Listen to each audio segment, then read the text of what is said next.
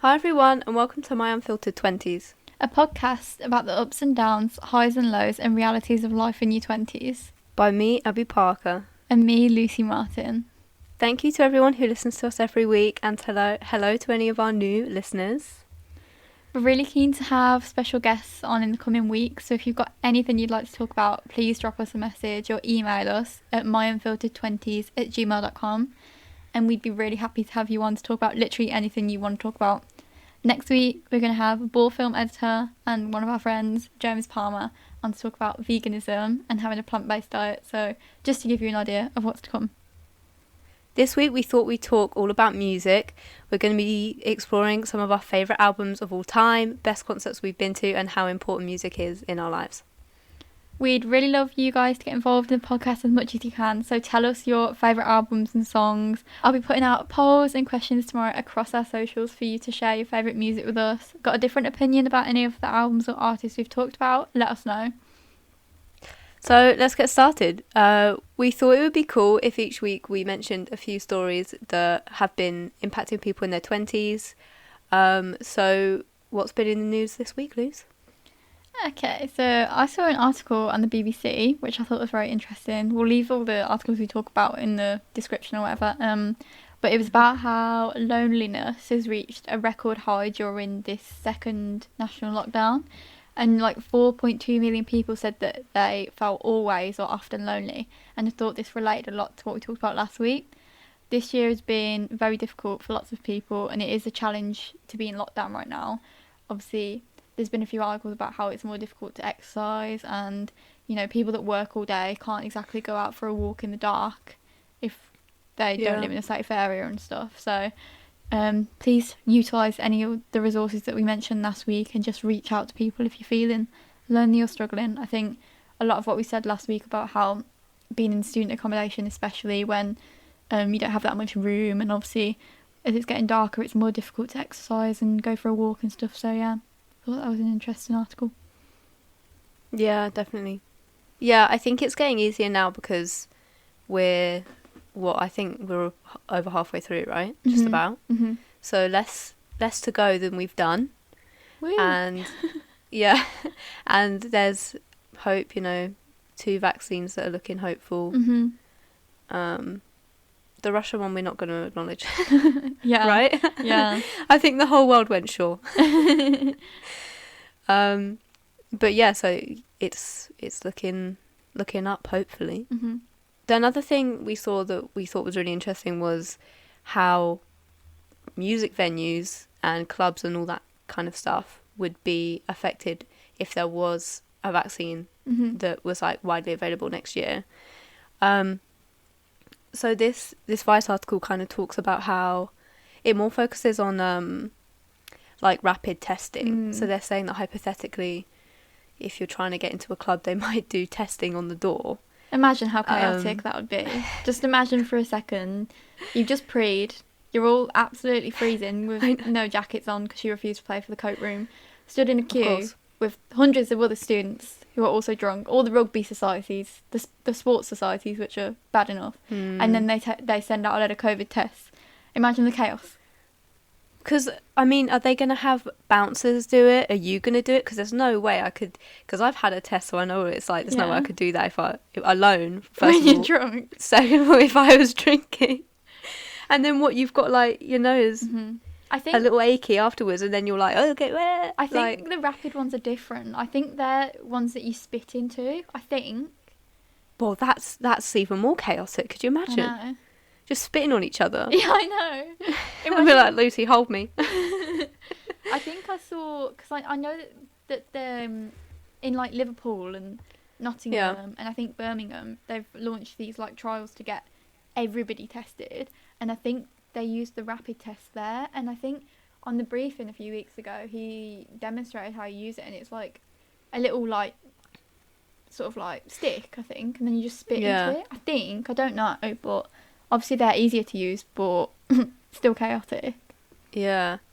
And then how are they going to know which test belongs to who? Yeah. All that kind of stuff. How they're going to turn people away. It's bad enough how rowdy people get when they're too drunk to get into a club and they're turned away. Imagine being turned away because you got COVID. But also, if you've been positive and you stood in a queue, Yeah, exactly. then what, do they have to close the whole club down? Because you've already let people in that have been standing next to them in the queue. Yeah, that's true. A bit of a logistical nightmare, to be honest. Also, they're saying that, like, obviously, one of the issues is going to be that they're going to have to, like, hire more people, won't be on the door, and they're going to have to pay for all these tests. So especially for smaller venues, it might not be, like, financially viable. So then the ticket price is going to skyrocket. Yeah, that's true. All this kind of stuff. I guess at least it's, like, a bit hopeful. And at least they're, like, thinking about things and there's things that they can do. But I think realistically, until everybody's vaccinated or as many people are vaccinated as possible, I don't think we're going to be able to go to a club. No Casbah for us. No, I know. As soon as I got my head around, actually, this is not going to be over by the end of June, I kind of thought, oh yeah, no, the clubs are just not going to be a thing for a while, you know? Mm-hmm. We could cope. But to be fair, I would go, yeah, exactly. But even if, when they started reopening, I would definitely go to like a bar club type of thing and sit at a table and just... Yeah. Just stay in one place, but we like, what? Yeah, exactly. I don't know. I used to prefer bar crawls to going out to clubs anyway. Like, I prefer just going for, like, drinks in different places, to be honest. Right. I don't think I've ever been on, like, a full bar crawl, like, start to end. Oh my god, me and Alex need to do one. Imagine that. I don't think we'd make it. This is the thing, I don't want to go with, like, a massive group of people who, like, I don't really know. Yeah, I get you. But we would be good. We wouldn't make it past, like, 3 places. We would literally... We'd literally go to 2 and then either just stay there or just be like, oh, let's just carry on drinking at home. Don't you remember last year when we were going to go on a bar crawl in inverted commas and then we ended up at the old library and we were trying to find karaoke and then nowhere would let us in? Yeah. Karaoke at old library was good. I know, it was just the like 2 times I've been. Crackheads, like... Yeah. That's true. It's great. And then someone put The Climb on by Miley Cyrus and we just completely took over. We were like, yeah, I know you're singing, but like we're going to scream this at the top of our lungs. Oh, I miss that now. I know. Because it's like as well there wasn't a stage, so whoever would be singing would just be singing like in the middle of everyone. Yeah. Yes. Mm-hmm. So yeah, those are the stories that we've seen in the news this week. How was your week generally, Abby? What have you been up to? What have you been watching, reading? I won't say listening to because we're going to talk about that later, but yeah. So I watched Spider-Man Into the Spider-Verse. Nice. Right? Which I did see, I think at the end of first year. But it's just been released on Netflix. Mm-hmm. So my boyfriend wanted to watch it again, so we watched it and I was like, I did not remember how incredible this was. Is it good? It was really good. I really liked it. Okay. I really liked just the colour palettes and the way it was animated was just so cool. It was literally, I mean, I know it is a comic book to life, that's the whole concept, but they really nailed it. It was really good. I was like, wow. Because the story was good. I think I liked the fact that, because it's like a multiverse, right? Mm-hmm. That's that's how it's like based or whatever. So there isn't one true Spider-Man. So I think there's a lot of people, right, that are like, no, Spider-Man is white, you know? Right. He is, and I'm like, well, he's a fictional character, but sure. Yeah, and he wears a mask anyway, so what are you on about? I know, exactly. Andrew Garfield, excuse me. And then, so I think they avoided that criticism. Right. Because it was like a multiverse and they were like, he is just a Spider-Man. Mm-hmm. And then they also have an anime Spider-Girl. Spider Girl. And a Spider-Pig. Incredible. Which is a funny reference. To The Simpsons. It was just very clever. The whole thing was really good. I've watched a bit of it. I think I got up to, you know, when he's like singing Sunflower? When he's... What, in the first 10 seconds? Is in the first 10? Okay, I've only watched 10 seconds of it. He does sing it twice, actually. He sings it when, like, Peter Parker is, like, trying to teach him, And he's like, just relax. And then he's like, how do you relax? And then he's like, sunflower. Okay, no, I've only seen 10 seconds of it then. Wow. I think we put it on it's a good 10 seconds. before, and then like something else happened or something came up, or like had to do something else. But I do want to watch it, definitely. It's easy now, it's on Netflix. Yeah, exactly. What about you? Well, you know what I'm going to say, because we talk about it every week. Every week. The Crown came out on Sunday. The Crown. I finished the whole series on Sunday. Wow, just wow. Best season yet, I have to say. I know you haven't watched it all. Not going to spoil it for anybody. Okay. But I've only watched 3 episodes. And what are your thoughts so far? Incredible. Insightful. Mm. It is, I do wonder, like, do they know that? Is that, you know, Yeah, I they're know. getting more bold, I think. Because in the Definitely. first series, they were, like, hinting at things. Like, no, that didn't happen. Wink. But now they're like, yeah, this happened. Do you know what I mean? Yeah, I agree. Apparently, did you know they've already announced the next cast? I saw an article and I was like, is that speculation? Is that true? It's true. Wow. I haven't seen it, though. I haven't seen who has been cast. Do you want me to tell you? Yeah. So, Imelda Staunton, who is Umbridge in Harry Potter, is the Queen. Interesting. I don't know her name, but she's the woman in Tenet, is Diana. Okay. I can't remember anyone else. There's no one really famous, which I was Should I have a quick surprised browse? at. Yeah, have a quick look. But Emma Corrin, who's playing Diana, apparently, I've watched a few interviews that she's done because I think she's really cool. She wasn't auditioning for Diana. She was paid to read with the guy who plays Charles. So they paid her, like, for the day to read the other part while people were auditioning for Charles. And then when they were hearing her read this part, they were like, oh my God. So they asked her to read it. Really? Yeah. What, the girl that's Diana now? Yeah. Wow. Like, she wasn't even auditioning for it. She was just there, like, paid, like, brought in for the day to read the part for the Charles auditions. And then they were like, oh my God, this girl's incredible. She literally looks I know. like... It's weird, isn't it? Yeah. The voice as well is crazy. Yeah. The mannerisms. Yeah. Have you Down to seen T. the scene with Edge of 17 when it's playing and she's in the taxi? I think it's early on. I think it might be in like the second episode when she's like, they're driving around like where Buckingham Palace is and she's in the taxi and she's like living her life. Before she When gets she's like out the window, like... Yeah. Yeah. I love how they were like, oh, she's a little like commoner living in Earl's Court. Apparently the flat costs like £100,000 or something ridiculous. Well, I was like, if I was living with my friends, I would not be living in an apartment with sconces. Do you know what I mean? Like wall sconces, like wall lights with like little... Yeah.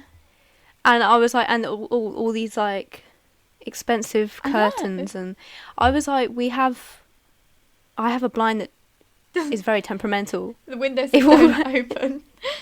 Exactly. My blind locks. And sometimes it decides that it doesn't want to be locked anymore and will just spring back up. That's scary. It is. Oh, it's so good though. The new series. I mean, I didn't realise... I don't know if this is a spoiler. I don't think so. Spoiler warning, even though I don't think it's a spoiler. But they show her bulimia starting a lot earlier than I thought it did.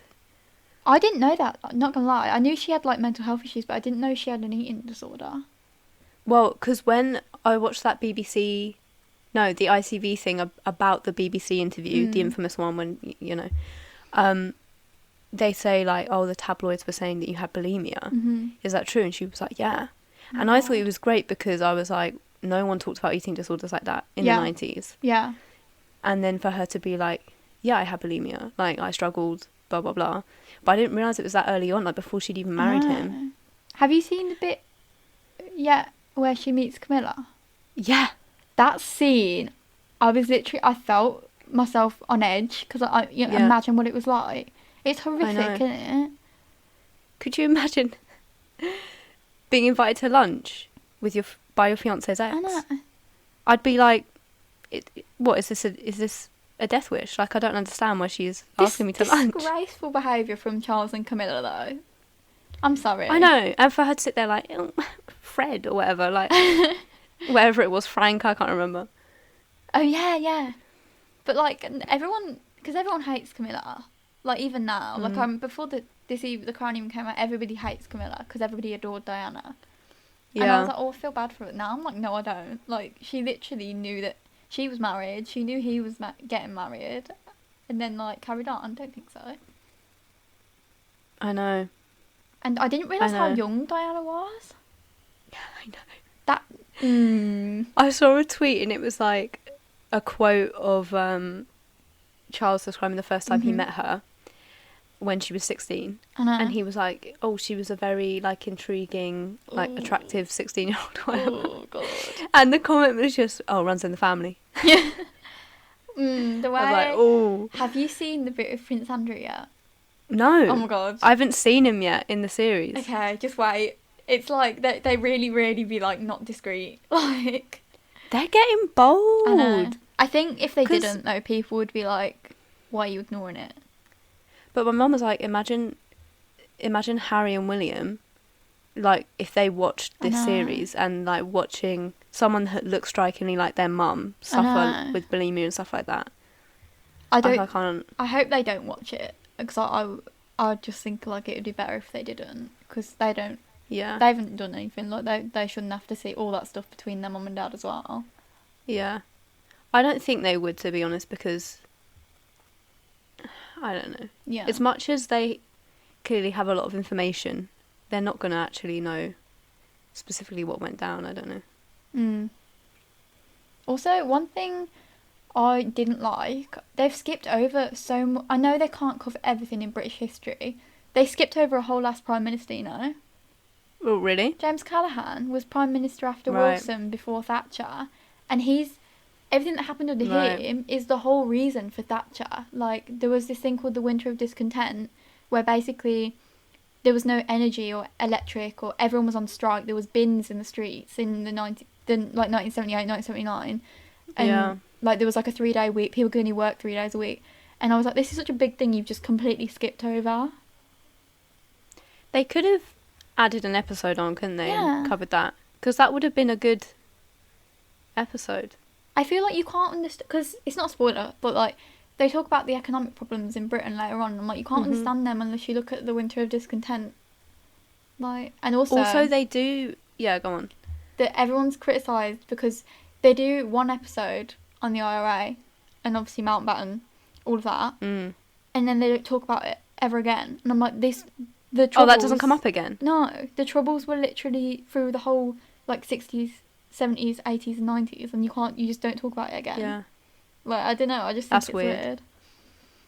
Have you seen, to, like, kind of lighten the mood a bit, have you seen the Cardi B meme where she's like, that's weird, that's suspicious? That's my new favourite meme. But yeah, I thought that was going to be a huge part of the entire series. No, but it's not. I know. It was weird. Because when we were watching it, my mum was like, traumatised. She was like, I remember. It was scary because she was... Yeah, exactly. She was terrified. Her brownies trip got cancelled. It was real. Oh my God. It is good though. The new season, great. Watch it if you start from... The beginning's boring of The Crown, I can't lie. I think the first season's so boring. But the cinematography is absolutely incredible in The Crown. I love it.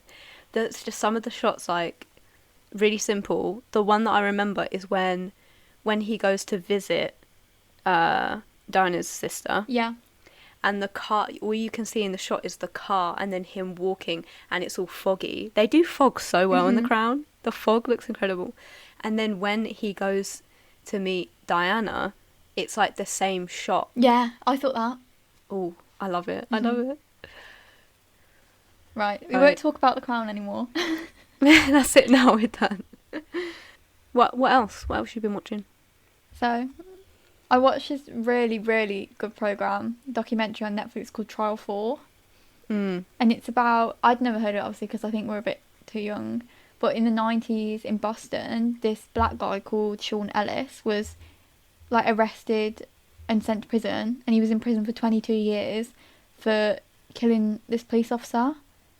And the evidence was literally not there. He just basically, it was a really, like, crazy story, to be honest. He was being questioned because both his cousins had been killed a few days before, and he accidentally put himself in the crime scene for this police officer being killed, because he was like, oh, I was in the Walgreens that night buying nappies, and the Walgreens was where the police officer was shot. He was shot outside in his car. But the whole thing was botched. Basically, the police officer that were killed and these other 3 police officers who were doing the investigation were all corrupt, and were all dealing drugs, getting money from drug dealers, doing really horrible things, awful things. And then it was just like, this guy is still, to this day, Sean Ellis, they dropped the trial like last year, but basically they still persist that it was him that did it, so he hasn't been acquitted or anything. And it showed, like, I didn't know, I thought Boston and Massachusetts as a state was quite progressive. I didn't realise how bad it was. Like, the Boston police, they were basically saying that the Boston Police Department is full of, like, Irish people, or, like... Yeah. Or, like, second, third, fourth generation Irish people, all white people, white men. And there's a new district attorney, and she's a black woman she's got, like, her mum's from Barbados and her dad's Irish. But, like... It's really bad. I didn't realise how bad it was. I thought, you know, in those kind of states, I thought things were better. But this poor guy, it's awful. When was this, the 90s? Yeah, he was arrested and sent to prison in, like, 1993. And then only last year did they say that his trial was... He had 4 trials for murder. And everyone was a mistrial. Like, they were like, the jury couldn't decide. And then the next one... And the police literally, like... forced his girlfriend and his uncle to testify against him. Like, they forced him and stuff. It was literally horrific, like, so badly handled and stuff. And they haven't even tried to find the real person who killed the police officer. Yeah. But yeah, it's crazy. It's really good though, really good program document. It's not like, I feel like those programs sometimes can be really sort of like difficult to watch and stuff. And obviously it's horrible to watch, and it's a horrible story. And, like, hope that never happens to anybody else, and horrible for him, but, like, it's like, watchable, and there's nothing gory, really, or anything. Yeah. That's good. I think I watched something similar, like, years ago. I can't remember what it's called. I think it's called Long Shot, but I'm not sure, because I watched loads of really similar things at the same time, so it might not have been called that, but it was like a just like a one-off. It wasn't a series, it was like just like one documentary. And basically this guy, they weren't looking for anyone else. They were like, this is the guy that did it. And he was like, no, I was at a baseball game. And they were like, no, you weren't. And then so his lawyer was like trying to prove that he like sent a text, because he was there with his daughter, like he was like, no, like, and then he had sent a text, and it had pinged off 3 different telephone things, so they can draw a triangle. Oh, he's somewhere in here, but it was like just clipped the stadium and where the murder was, so he still could have done it, kind of thing. So they were still trying to, like, just going after this one guy, and then the lawyer, like, there had been a film crew there filming this like sitcom in America. I can't remember what it was, but apparently it was like quite a big one at the time. And he was like, he contacted the people that made it, and were like, I just want all your footage, just give me everything. I've heard all about of the discarded tapes, everything. And he sat there for hours and hours and hours just watching these tapes, and then like weeks and weeks in, he finds this clip where, like, a discarded clip, where, because his daughter had needed a wee, he took her to the toilet, and then came back, and then they like moved out of the way so that he could walk down and get into his seat. So, and that's all they needed. Then it proved that he was at the baseball game, and then he got acquitted. I've heard about that. I don't know how, but I maybe they showed it in the documentary of like one example or something. But yeah, I've heard about that. Wow. I loved that. I mean, I just spoiled the whole thing, but it was incredible. Also, I started watching The Queen's Gambit, which has been, highly... Have you started it? No, my mum started watching it. Okay, I don't know whether to watch it or not. I don't know. It's quite. I can't lie. It's quite depressing. The first bit, 'cause she's like an orphan in this horrible orphanage, and like they give him drugs and stuff, and it's not good. Right. But then it's kind of interesting. I mean, who knew chess could be interesting? But yeah, I don't know. I don't know what to think of it yet. I've only watched a few episodes. When is it set? I think it's set in like the 50s, 60s, 70s, that kind of time, because chess was a big thing back then in America and like the USSR as well. Right, okay. Interesting. So let's get on to the main topic for this week, which is all things music. Exciting. So you've got to tell me your top 5 favourite albums ever. In no particular order. In no particular order, because that's too difficult, having to choose. Okay, so on my little, I've just like put together a random list, and there are about 15 albums on here. Okay, good start. So I'll talk about 5 and then just give some like, what do you call it? Honourable mentions. Honourable mentions, that's the one. Mm-hmm. So what am I going to pick first? I think first I'm going to go for Lainey by Lainey, their debut album. It's like indie pop. And Lainey, they were such a huge obsession. That is the only word for it. And basically what made this incredible, this kind of overlaps with like best concerts, right? Because to this day I think this is top 3 concerts I've ever been to. I think I was like in year 12. So what, I don't even, how many years ago was that? Like 4 years ago. Yeah, I guess. So it was like December 2016. So they were still tiny at this point. But me and my sister knew they were on the brink of like blowing up, right? So we were like, this is the last concert that's going to be a small concert. So we went to this venue called Concord 2 in Brighton, which is an incredible venue. Because the stage, it's tiny, it's only 600 people. But the stage is like really elevated. So wherever you are in the audience, you're going to see that's good. Well. And so there was like 600 people. We were like 3rd or 4th row. And it was narrow as well, so we were like close.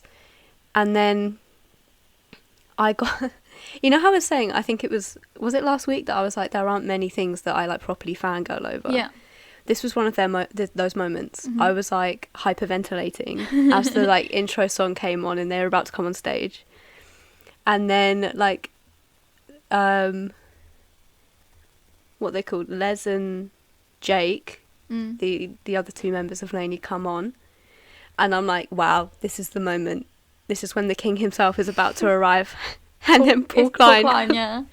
Paul Klein comes on stage, and I'm like, I'm gonna die, like I can't cope. He's got his long curly hair, he's got this massive oversized denim jacket on. I'm like, oh my goodness. And it was just incredible. All the songs were incredible. I didn't realise how like few lyrics I knew until I got there, because I didn't realise he kind of mumbles. So I'm like, there's a bird, and then I'm like, wait, what's he saying? I'm like, I can't actually sing along. But it was like incredible. I left the concert, I had like every song they'd ever written stuck in my brain. It was incredible. At one point he like ties his hair back into a little bun, takes his jacket off, gets his electric guitar on, right? And then all the lights are like, and he's like backlit, so it's like his silhouette, and he's got his guitar and he's just like down, and I was like, oh my goodness. So yeah, that was incredible. But that album is like the main thing they played.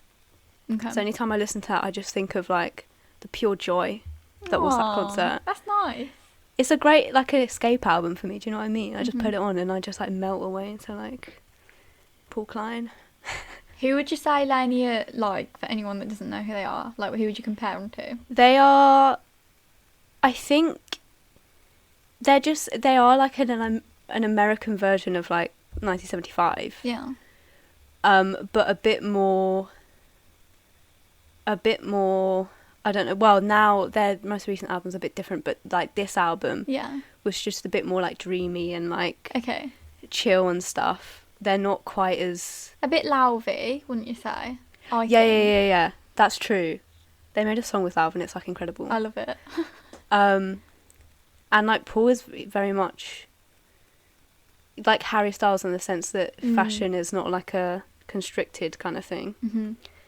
Yeah, I don't know, but the thing is, the only thing with Paul Klein is I feel like he like tries to be deep. He like tries to be like mysterious and like cool. So he'll like tweet something really cryptic and I'm like, that's not cool, Paul. Just tell me when the album's being released. Like, I don't care. Just drop it. Do you know what I mean? I mean, that's Right. just exactly what like the main singers of indie bands are like, though, isn't it? It is true. Like- but he's like extreme. Okay. He's like that times 10. I don't even know.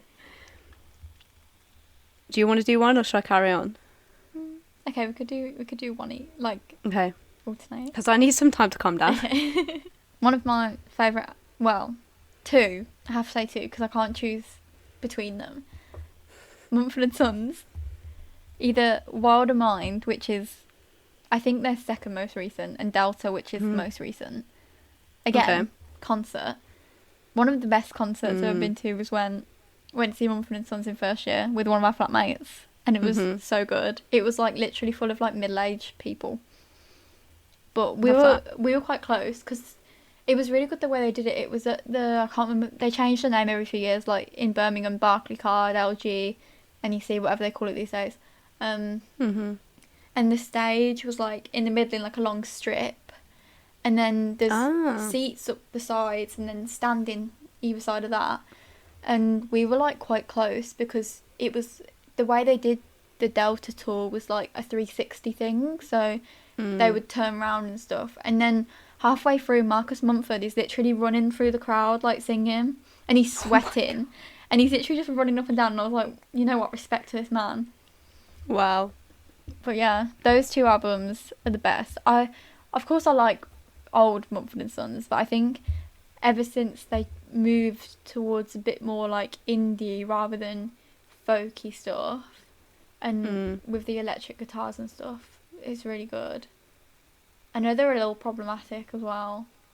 Oh, really? Yeah, this is what I've heard, so maybe I'm not thinking of it. Yeah, I think Winston, yeah. So Winston, I think, who's like the banjo guy, is married to someone from Glee. I think I've got the right, I might have the wrong band. And apparently he's a little conservative, but... Right. Well, there was a load of drama with Glee recently, wasn't there? Because one of the black actors was like... She was like, oh, I always felt excluded and they didn't like respect me as much as the rest of the cast and stuff. You can imagine, to be honest. Like, I feel like there's always been a bit with Glee that it's a bit, Right. You know? And also, it's just weird, isn't it? Like, cringe and inappropriate. I've never wanted to watch it. I used to love it. When I was like never watched it. 13. But now I'm like, oh dear. Right, yeah. But That's yeah, understandable. great albums, Delta and Wilder Mind. Just Are they like Lumineers vibes? yeah, pretty much, to be honest. Right. It's pretty much the same thing. I think just to stay on the indie vibe for just a tiny bit longer, then I've got to move on because there are so many different things on here. I can't just do all of them. But A/B by Kaleo. Okay. Their only album. Apparently they're working on another one, but I think where got is it? one. Yeah, well, Okay. I think, on Spotify. Okay. I think they had like EPs and stuff, which I haven't listened to loads. But A/B, an incredible piece of art. Let me get it up, Right. 'cause I do, like, I know the songs that you've played, so I need to get it up so I know, like, you know. I know the ones you're going to say. Can't think of the names though. I know, that's what I need to get it up. Because in first year, I swear we had, like, a Kaleo hype. Like, I had, because I do monthly playlists on Spotify, dating back to November 2018, and the ones from first year are literally filled with Kaleo. I love that. Well, because I remember playing one of our flatmates, one of their songs, and he was like, oh, I know this band. Like, I know another song of theirs. Way Down We Go, right? Yeah. There's the one that's, like, not in English that I like. I don't know how to pronounce it. No, it's... Me and my sister pronounce it Vorovsky. Yeah, that's it, that's one. But that's not how it's pronounced. Because so this is another one of my favourite concerts ever at Roundhouse in London, which is an incredible venue, which is actually where they filmed some of the EMA performances. Like Really? the British artists, like, what's he called? Youngblood did his performance for the EMAs in Roundhouse. He is from Bradford. No, he's not. No, he's not. He's from the other one. Doncaster. Oh, yeah, the other one. Yeah, we're very similar. No, because I was thinking it's somewhere that one of the One Direction boys is from. Okay. And I was like, no, not Zayn, Louis, Doncaster.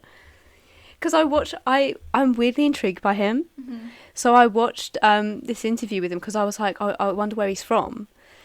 And then I was like, what's that accent? I can't place it. And then one of the questions, because it's like him answering the most Google questions or whatever. Mm-hmm. It's like, where's he from? And he's like, Doncaster. And I was like, oh my God. We respect that. He's like, don't you forget it. My nan is from Doncaster. Ah, Not my really? mum's mum. My mum's mum's from Oh, okay. Birmingham. I was going to say, I was like, I wouldn't expect that. I know. While we're on the subject real quick, Mhm. Youngblood's performance at the EMAs, I was like, what's going on? He smashed a guitar. Pure punk vibes, do you know what I mean? Is he the one with the Halsey one? It's really uncomfortable, that video. Is that not No, Youngblood? That's Machine Gun Kelly. Machine Gun Kelly, okay, I'm thinking of the wrong one. Who was a rapper from Cleveland, I think. Right. And then he has now turned punk, which I think is the funniest thing ever. But low-key, I'm a big fan. You really like it, don't you? Yeah, but don't tell anyone. Kept making me listen to it. And then apparently, I can't remember what he said, but he was like, me and Youngblood making music is like the equivalent of, and then he said an iconic duo, and I was like, that's bold. Let me see who he said. All the pretty girls, that's what I mean. Oh, that's a great Yeah. song. See, every song is incredible. Mm-hmm. But just quickly, Machine Gun Kelly said that him and Youngblood are the modern day Elton John and Jimi Hendrix. And I was like, the audacity. Also, Broken Bones. That was one of my favourite songs ever when you showed it me. I think I had it on my playlist for about 5 months. The whole album is incredible. There are no skips. And Hello, Save no Yourself, skips. I also like, but I agree. The whole So album's Save great. Yourself is like in like my top 5 favourite songs ever. Really? Yeah. Because they have this music video where they perform it live on a glacier. Because they're Icelandic. Yeah, so yeah. they're just like, yeah, we're going to perform on a glacier. Why not? Another one I'm going to go with is Folklore by Taylor Swift. Mm-hmm. It's a recent addition, but there's like not a song on that album that isn't a tune. And I was going to put Taylor in one of my top 5 artists, but I was like, I can't. There's too many good ones to go on there. But You can't fill a spot with Taylor Swift. I'm sorry, I love Taylor. I don't even care. Okay. But I don't like Lover, the album she did. I like the song Lover, I was going to say, I love that song. but I don't like the album itself. Like I don't know whether there's any others on there I like, but I just, it's not that good. Although it is her first album that she owns, right? Now. Right, okay. And then Reputation, I liked at the time. Mm-hmm. And there's a few I like now. Like, I really like Getaway Car and Delicate. But Folklore just hits different. And because it's like Bon Iver and stuff. Love it. So it has to go in the top 5, I think. Okay, so this one's a bit out of left field. Okay. This album called Mansions by Mansions, spelt with a Z. Mansions is a duo made of Black Bear. Do you know Black Bear? I think so, yeah. Okay, disgraceful if not. You'll know his features are elite. There is no one that does features as well as Black Bear. Okay. And Mike Posner. No, stop it. I Yes. remember him from back in the day. You think you're cooler than me. Yeah. And also I Took a Pill in Ibiza. Mm-hmm. There's his 2 songs. Well, his 2 big songs. But they teamed up for this album. And it's just, again, no skips. It's incredible. And it's like a concept album, so they all flow into each other. You can shuffle them, but then you get random like bits that are meant to lead into the next song. But it's incredible. It's I don't even know what genre it would be. It's just, it's like kind of, I don't even know. Because when I was younger, I always used to assume that Black Bear was like rap because he collaborated with rappers mostly. But he's not. He sings. Interesting. So I don't know. But Black Bear as well on his own has some great music. So, answering a few things in one here. The first concert I ever went to was Paolo Nutini in 2014, I think, or 2015. No, 2014 in Birmingham. And I love Paolo. Incredible. I just love him. Like, I've always loved his music. Each album is great. So the one, he hasn't released any music since like 2014. Oh no. But Caustic Love is the one he did in 2014. It's like jazz. Oh. It's kind of jazz. Oh. Jazz alternative, I'd go with. But that's a great album. Okay. And then anything he did before that was like folk indie. But he is like, incredible. And he's just cool as well. Because he's Scottish as well. Like, just love him. Oh, I didn't know that. Yeah, he's from Paisley in Scotland. He hasn't done any music in a very long time. And it's kind of a meme. You still love him though. Do love him. The love is strong. Lewis Capaldi loves him as well. Like, he always like tweets like, "Where's Paolo Nutini?" and stuff. That's funny. But yeah. Because you had a poster. I did have... I can't remember. I got them from... The only time I've ever been to Brighton was in, like, after I finished my A-levels. And there was this poster shop in Brighton, and they had, like, really cool, edgy posters. And I got 2 Paolo ones and a Ben Howard one. But I don't know where they are. You've just reminded me now, and now I'm like, oh, God, where are they? You had them on your wall in first year. I did. I can't believe you remember that. Apparently I remember that. But yeah, I guess I'll do another one quickly with that. Every Kingdom was the poster, the Ben Howard poster. It was from the tour for that at the Alexandra Palace, which obviously I didn't go to. I don't even know what that is, somewhere down south. It's London. It's like in the middle. You're just in London and you walk up a hill and there's Alexandra Palace. Wow. It's crazy. I went to a Vampire Weekend concert there and it was amazing. That's cool. But yeah, love Ben Howard. Every Kingdom was like one of the first albums I ever like properly loved. And Ben Howard is incredible indie artist. Again, he doesn't really do that much. The last one he did was it was like Noonage Daydream or something like that. I think that was what the album was called. I can't really remember now. That was a good album. It was like techie. And he's like one of the best guitar players ever. He's really good. I think I'm going to have to say Hot Pink by Doja Cat.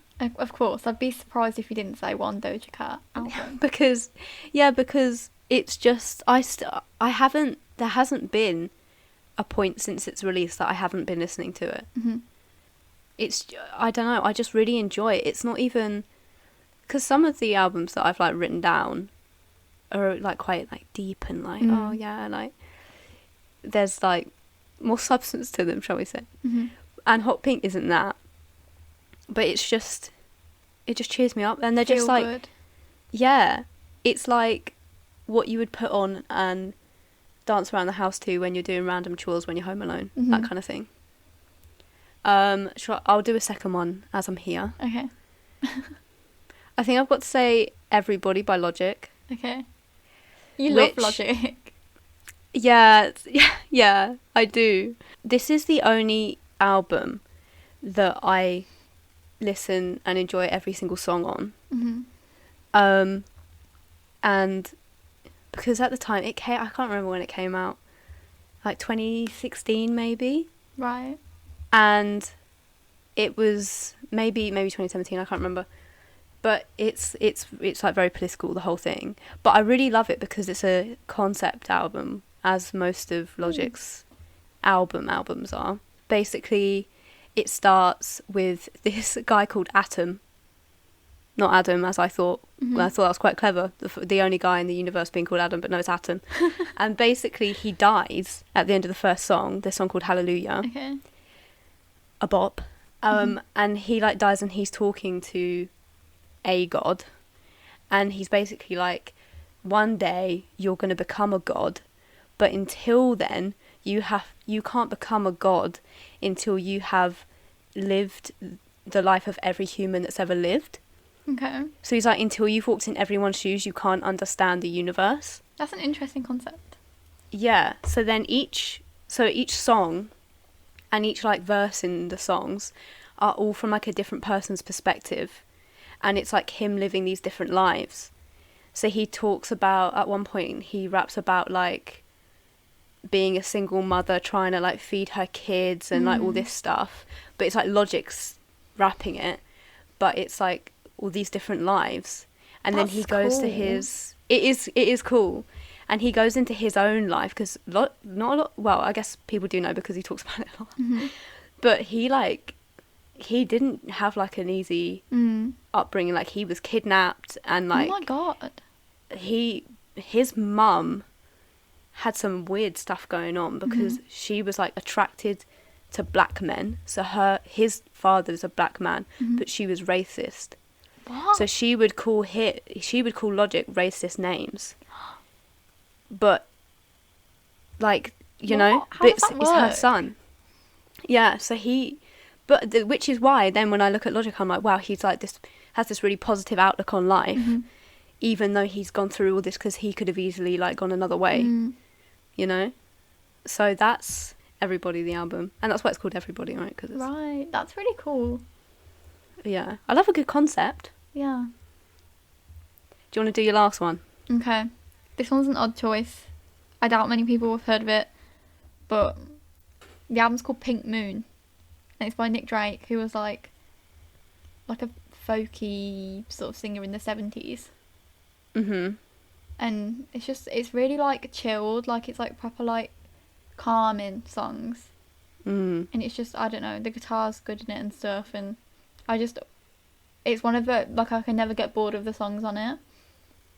And yeah. I don't really know that many other Nick Drake albums. Like, this one's just like, I've always really liked it. And the song's just tunes. Quickfire, favourite artists. Okay, so firstly, I've got to say McFly, Of because course. they were the first band, the first music artists I was ever obsessed with. Nice. Like 4-year-old me was like, yes, this is what I Motion in want. the Ocean, am I right? Yeah, so Motion in the Ocean is the album I've written down as my favourite album of theirs. Okay. But I also, Radioactive's a great one. They were all good. That's why my favourite. They were the first concert I went to. My mum took me when I was like 6. That's cute. I love. I don't really know whether to say, but like, okay, G-Eazy, right? Okay. Was like a huge part of me getting into rap. Okay. Hoodie Allen was as well, but not that Hoodie Allen. Like he's like a hoodie. It's like a play on words, but he probably doesn't wish he had chosen a different name now. Anyway, but it was like what got me into like hip hop and stuff. And then J. Cole has some incredible albums. For Your Eyes Only, I love. That's like he's telling the story of his life, and then the last song, he flips it and he's talking about his best friend's life, who they had like parallel lives, but then he got into rap and his friend stayed on the streets and got shot. Oh my god. That's a concept. And then he has one called KOD, which is like about different types of addiction. So every song's like a different addiction. That's great. How many's that? 3. I guess I've got to say Doja Cat. Of course. And then I think either Lainey or Bad Sons. I think Bad Sons more consistent. Lainey's dropping off a little for me. Okay. But also honourable mentions, 1975. Of course. Kaleo, Amine, all great. Right, you go. I need to stop talking about it. I think 1975 are on my list, but worth mentioning that is the last concert we went to, isn't it? I know. Literally December, right? No, or November. It's February. You're right. It was literally February. No. Oh my God. It was good though, wasn't it? That was a really good It concert. was good. They played my favourite song, Fall For You. They didn't play Paris though. I don't think they played Paris. I remember being upset. That's a great song. That's one of the hidden ones, you know what I mean? Yeah. The ones that I love those ones. Yeah. Great band. And then Catfish and the Bottlemen. Okay. I didn't discover them until first year of uni, and like Ollie really got me into them. Mm. And then I listened to all of their albums, and all of their songs are great. I haven't listened to them in ages, but I just like, I don't know, I really like them. I would really like to see them live as well. They're one of those bands that I would really like to see live. Mhm. Obviously Mumford& Sons, obviously Paolo, Mhm. Ben Howard as well, don't have to say that, but then Hosier as well. Right. Hosier has like my favourite voice ever from anyone. I think his voice is incredible. And all of his albums are just, like, I couldn't pick one. He just, you know when he releases an album it's going to be great. You don't even need to question it. And he's just cool as well, like, a cool guy. Yeah. But yeah. Can I also just add really quickly at the end? Mm-hmm. Because I've spoken about concept albums, I can't talk about concept albums and not talk about Damn by Kendrick Lamar. Okay. Because that's incredible. Because you can play it backwards and it has a different meaning. That's cool. I know. So I just had to mention that. Okay. Wow. So, rapid fire, what are your recommendations for our listeners for this week? So, I'm going to say Spider-Verse. Nice. Because that's really good. I started watching Avatar this week. Interesting. Which is it's not anime. The Last Airbender, is it that one? Yeah. Yeah. Mhm. But I never really, because I knew it wasn't anime, but it was like anime vibes. But it was literally a Nickelodeon show. Yeah, I remember it. I know, because I never had Nickelodeon or Disney Channel. But yeah, so I started watching that, so that's good, but I haven't quite like gotten into it yet. Mm-hmm. And The Crown, I guess. Yeah. Have I stolen one of yours? Nice, okay, good choices. You go for it. I forgot to talk about earlier that I finally finished Ghosts by Dolly Alderton, which I'd been looking forward to. Spent 15 quid on it in Waterstones.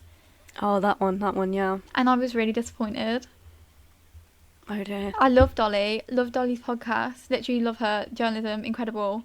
And I loved her first book. But this one, I just was like, nothing happened. I got to the end and I was like, that was a waste of a read, to be honest. So I'd recommend Pandora Sykes, who they do the podcast together. Very similar. She has written like a personal essay book called How Do We Know We're Doing It Right? And I've almost finished it. And it's just like so good. It's like basically all about millennial culture. She uses a lot of like sociological concepts. And this chapter I just read was about like Netflix and binge watching. And it's non-fiction. It's not fiction. And that's great. I'd recommend that. That sounds good. Yeah. Thank you so much for listening to the 9th episode of My Unfiltered 20s. We really appreciate you taking the time out of your day to hear us talk. Remember, if you'd like to come on in the future to talk about anything, we'd love to have you on, so get in touch. And make sure you follow us on all our social media accounts. That's it. Thank you. Bye. Bye, everyone.